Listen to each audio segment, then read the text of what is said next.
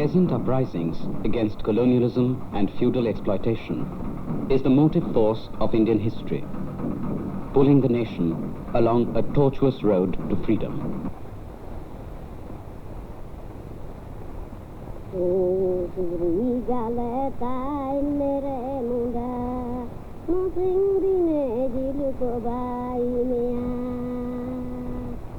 Winter mist hung low over Chotanagpur as we made our way into the heart of this plateau, the ancient home of the Munda people.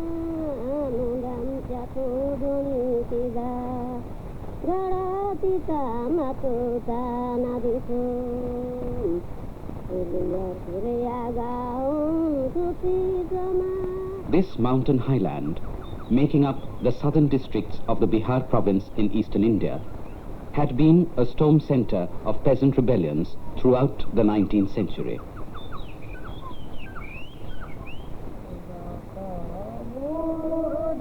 The overwhelming majority of the Munda people are engaged in agriculture, having a distinct and fascinating folk tradition of their own.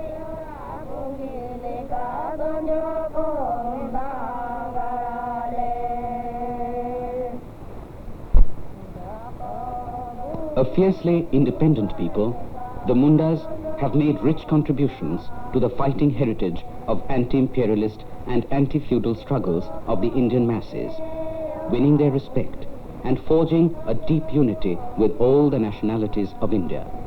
The peasants of Chotanagpur are, however, still not a free people, and beneath all this festive mirth, there prevails an uneasy calm in Munda society.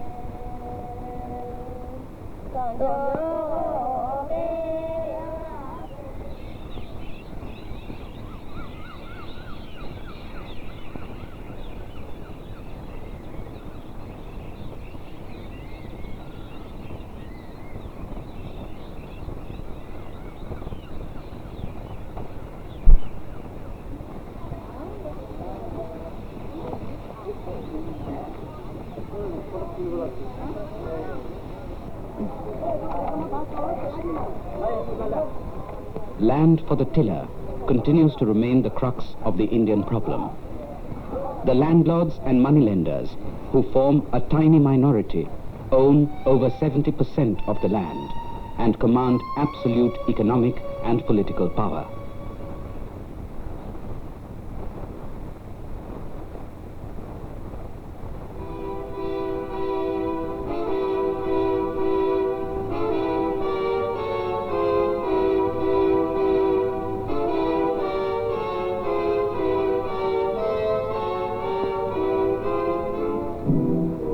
What is the answer to this problem? We asked the peasant masses of Chotanagpur, and everyone, without exception, pointed to the Birsa uprising of the 19th century.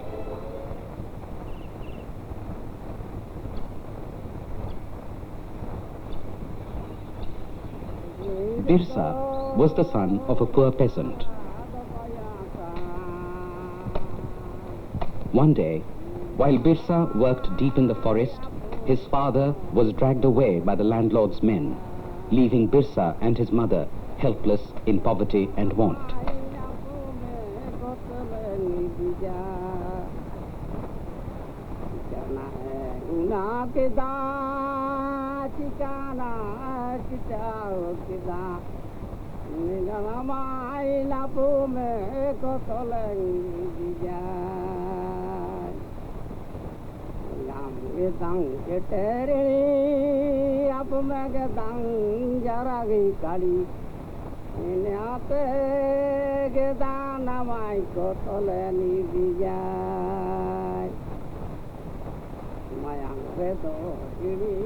Such incidents left a deep impression on young Birsa's mind, giving rise to a fierce hatred for the landlords.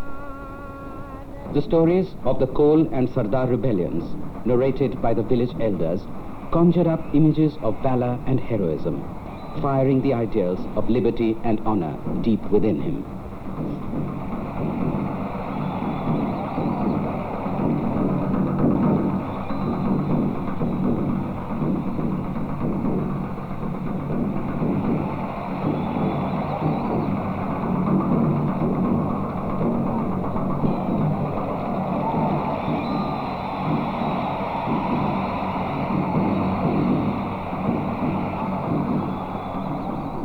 Fierce hatred for the ruling class and the long militant tradition of his people combined to make Birsa a restless youth, determined to tear down the shackles of slavery and bondage.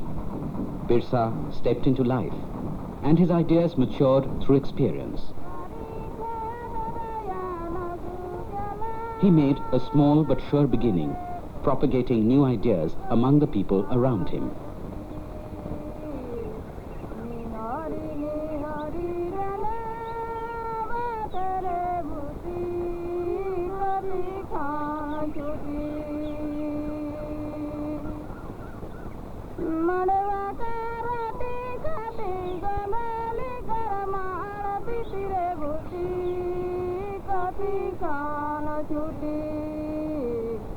Exasperated by the oppression and persecution of his people, Birsa openly advocated insurrection against feudal exploitation and British rule.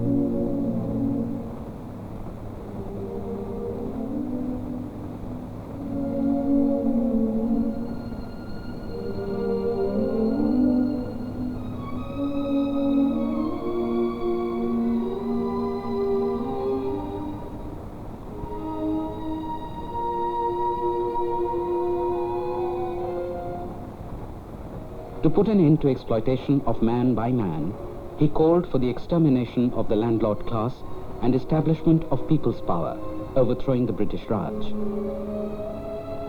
These views of Birsa gave expression to the inner feelings of the broad peasant masses, and as days passed, he became increasingly involved in politics. His words spread far and wide, and before long, a new rebellion became imminent in Chota Nagpur.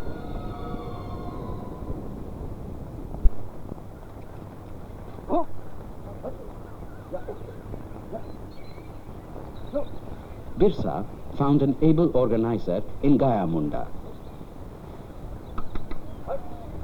A poor peasant, Gaya Munda too had suffered much at the hands of the landlords.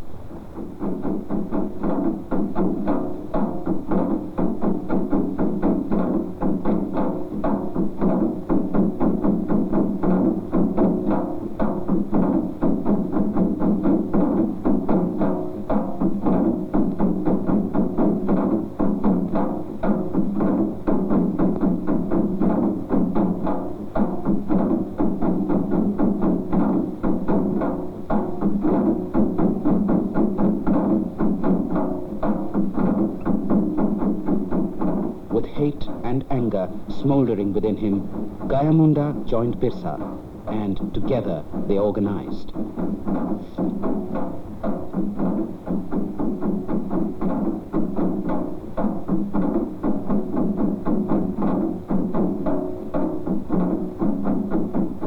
These rallies launched the movement, and peasant fury burst upon the landlords.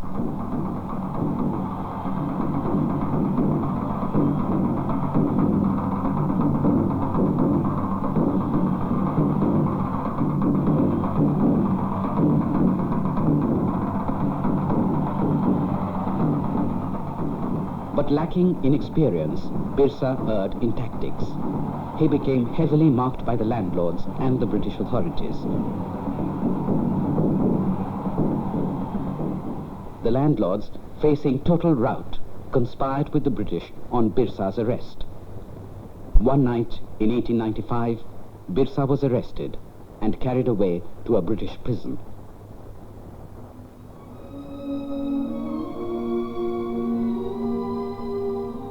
The return of the landlords during Birsa's absence and a crippling famine cast severe gloom over the Munda people.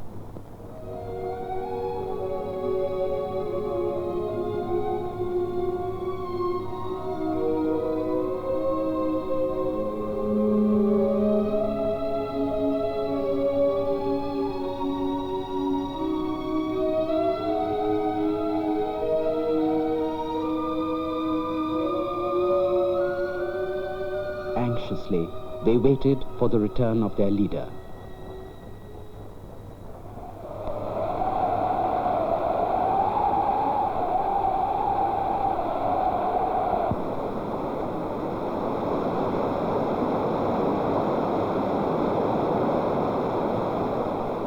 (1897). Chota Nagpur breathed again as Birsa Munda rejoined his comrades in arms in a secret hideout. Fresh preparations for a fresh uprising got underway. But this time, the leaders had changed their methods. Gone were the days of open rallies and exposed confrontations. This time, the movement proceeded underground. The peasant leadership, under Birsa's guidance, adopted a hit-and-run policy, laying particular emphasis on organizing the armed partisan forces of the people. Responding to this call, the village artisans worked round the clock, redoubling the production of traditional weapons.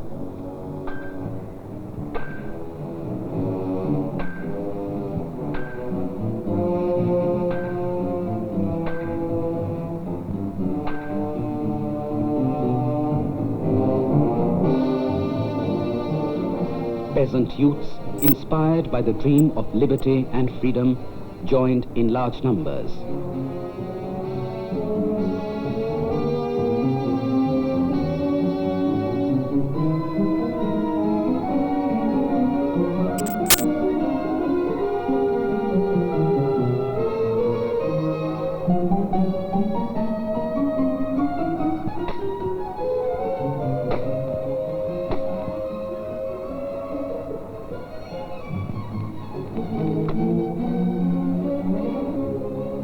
Armed to the hilt, the human volcano of Chota Nagpur stirred again.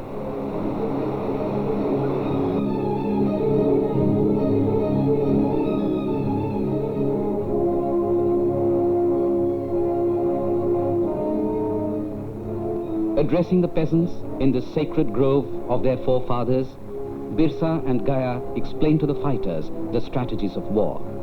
Rely on the ignorance of the enemy. Draw the British army deep into the forest. Strike suddenly and surely. The rebels listened with charged morale. Liberty or death was their fighting pledge.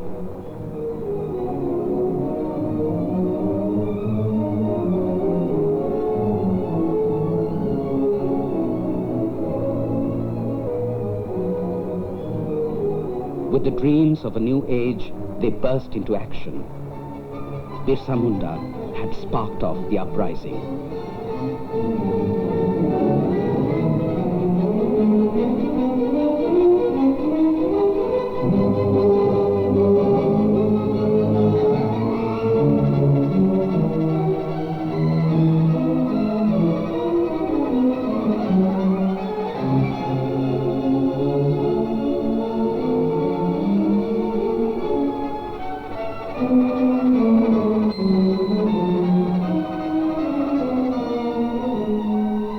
The prairie fire engulfed the entire plateau. In a protracted war to change the world, the undaunted peasants marched under Birsa's leadership.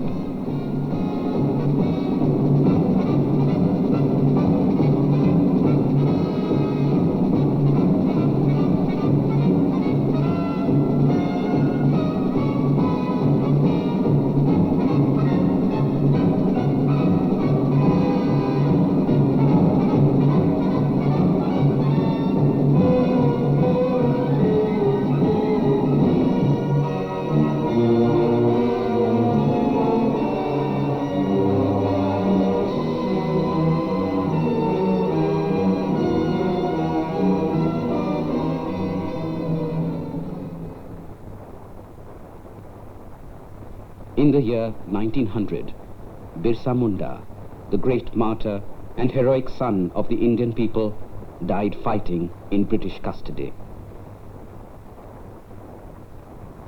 But it takes more than guns to kill a man. Birsa Munda lives. He never died, say the Munda peasants. The war that Birsa began still rages in the countryside. And to the rising generation, the elders solemnly say, imitate my Birsa.